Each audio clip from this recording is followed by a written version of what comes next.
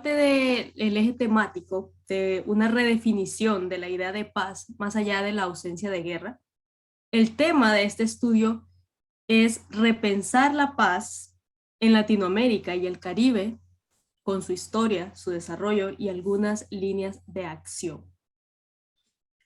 Bien, para comenzar, es importante tener algunas consideraciones previas.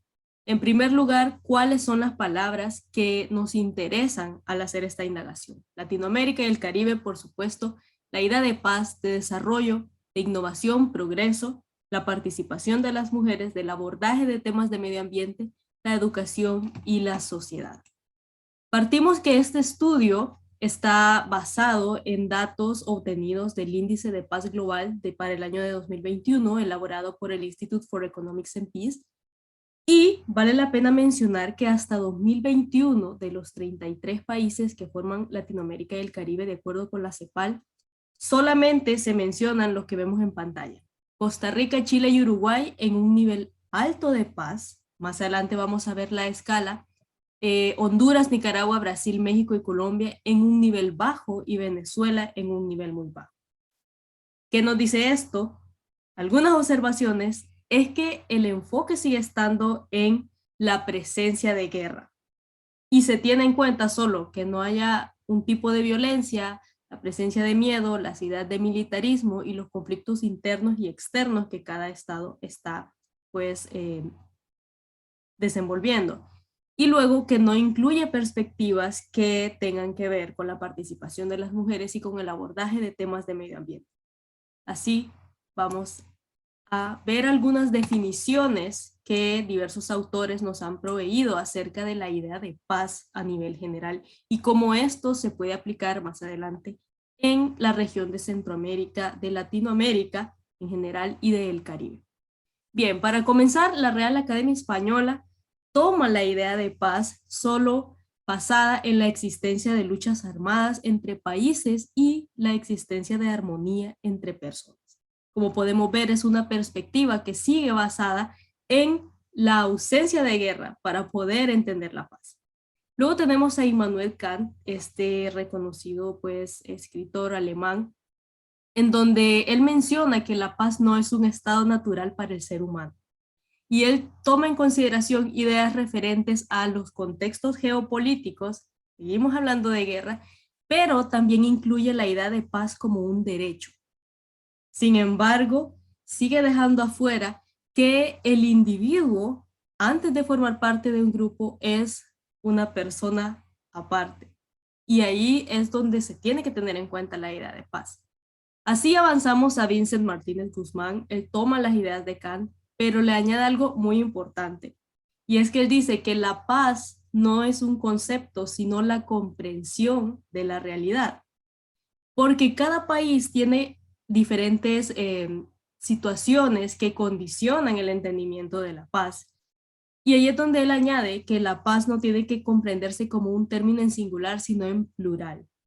Es decir, las paces, donde se comienza a notar la presencia del individuo y se tiene en cuenta la comunicación y la cooperación para poder entender la paz. Más adelante, Arto de Vera clasifica la paz según sus características en positiva, negativa e imperfecta. La positiva tiene que ver con el nivel de justicia social que un territorio posee. La negativa sigue estando relacionada a la ausencia de guerra y la imperfecta tiene en cuenta este punto muy importante, que son todas aquellas acciones que generan paz, que generan ese estado de bienestar y de tranquilidad a pesar que no haya guerra. Y luego tenemos a Johan Galtung, donde él aborda tres ideas que son la paz, la violencia y el desarrollo. Y claro, siempre se retoma la ausencia de guerra, pero en un contexto de integración a partir de la sociedad humana.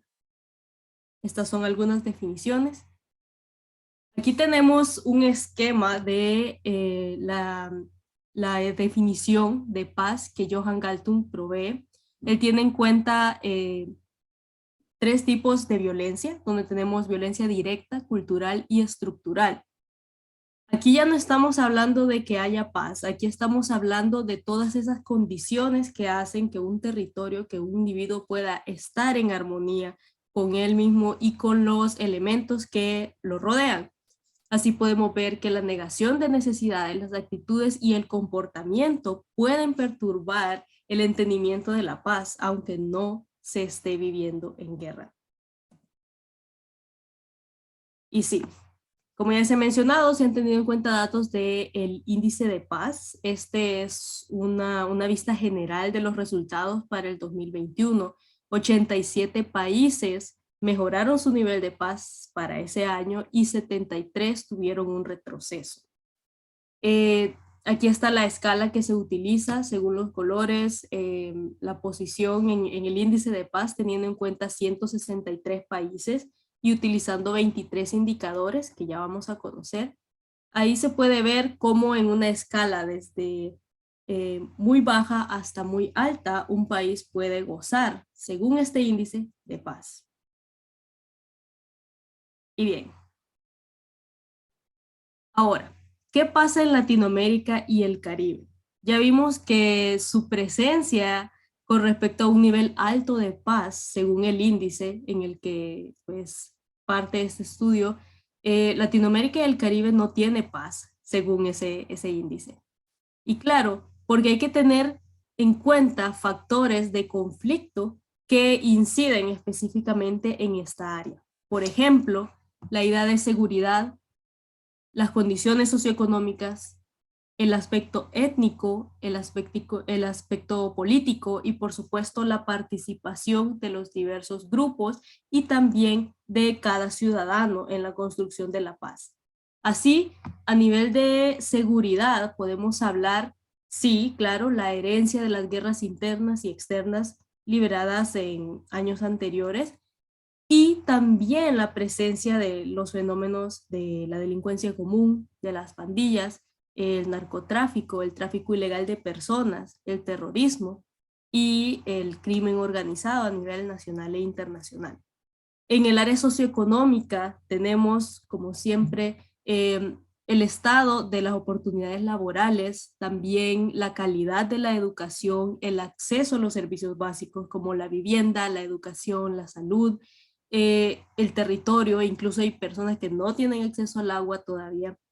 Y también tenemos en cuenta el aspecto étnico porque en Latinoamérica y el Caribe hay presencia de grupos afrodescendientes y pueblos originarios que no se toman en cuenta en muchas de las políticas que se realizan, que se ejecutan a nivel interno y también internacional.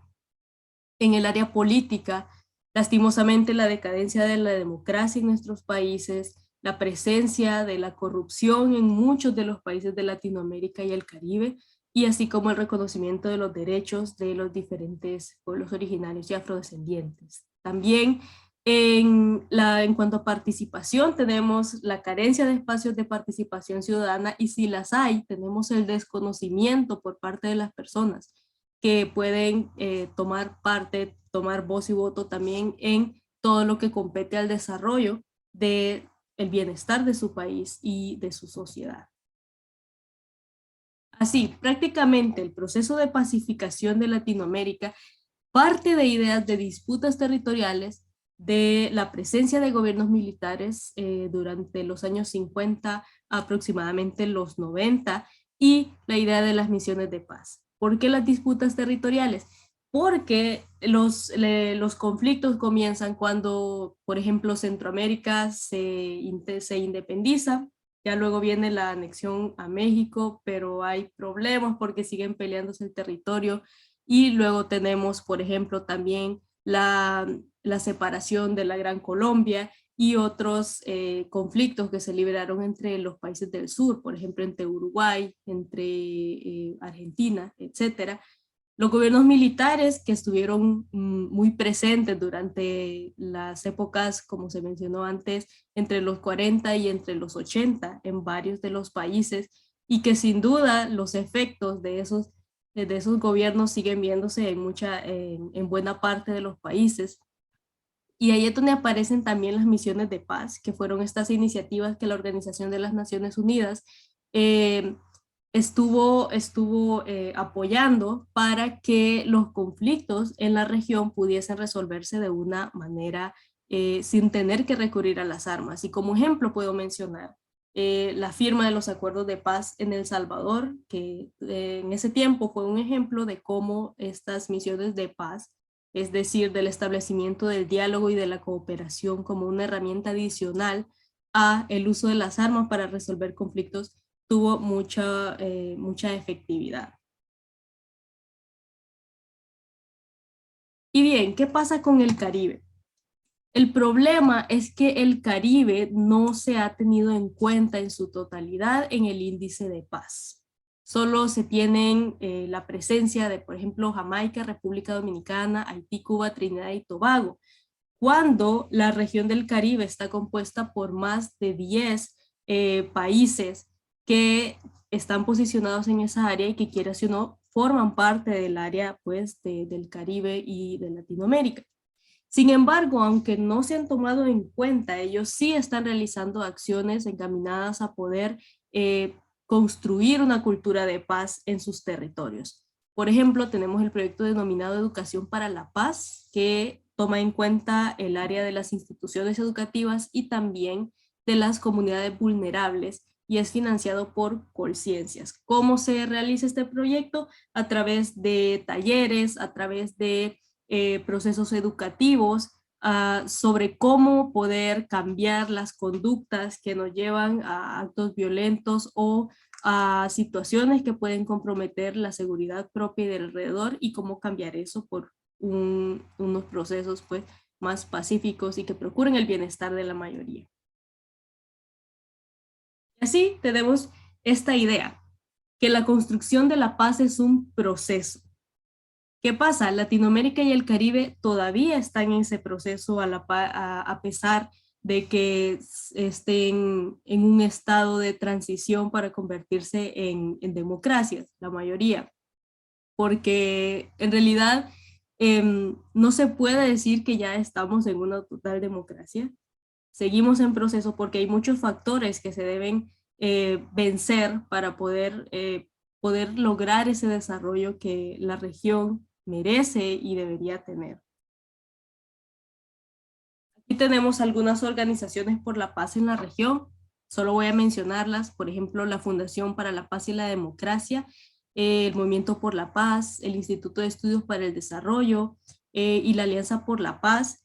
Y todas estas organizaciones, ahí se pueden ver en pantalla, tratan temas del pasado, pero también muy actuales, porque cada año, cada cierto tiempo, los factores que comprometen la paz de la región cambian.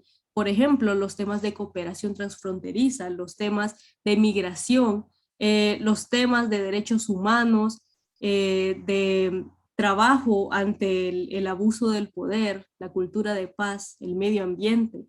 Todas estas organizaciones son pequeños esfuerzos en Latinoamérica y el Caribe para que la región pueda avanzar en esa construcción de una cultura de paz. Y todo esto a pesar que no hay guerra. Por eso decimos que se debe trabajar en esa redefinición de la idea de paz más allá de la ausencia de guerra.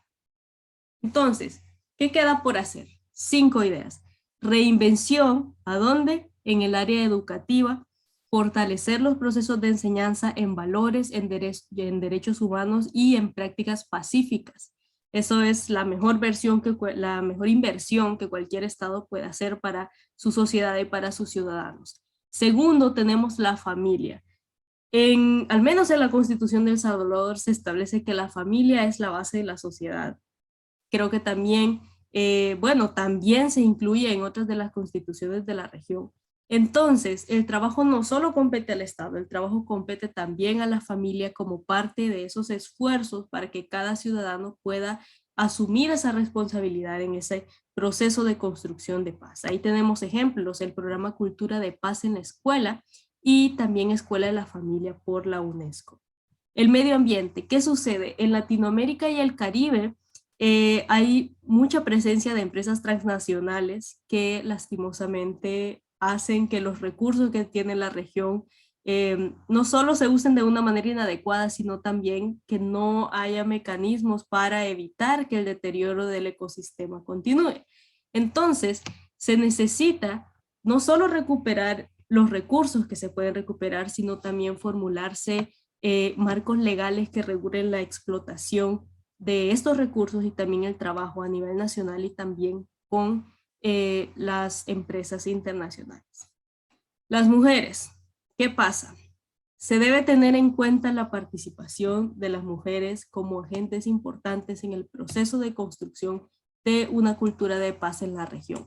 Tenemos ejemplos en todo el área de grupos de mujeres que se han reunido y que han propuesto ideas, soluciones y que han sido un agente importantísimo para que muchas de las necesidades sean escuchadas. Por ejemplo, el movimiento Madres de Héroes y Mártires, la Organización Femenina Popular de Barranca Bermeja y también el movimiento Comadres en El Salvador. Todas ellas han formado parte de iniciativas, por ejemplo, a partir de la desaparición de sus hijos, a partir de víctimas del conflicto, etcétera.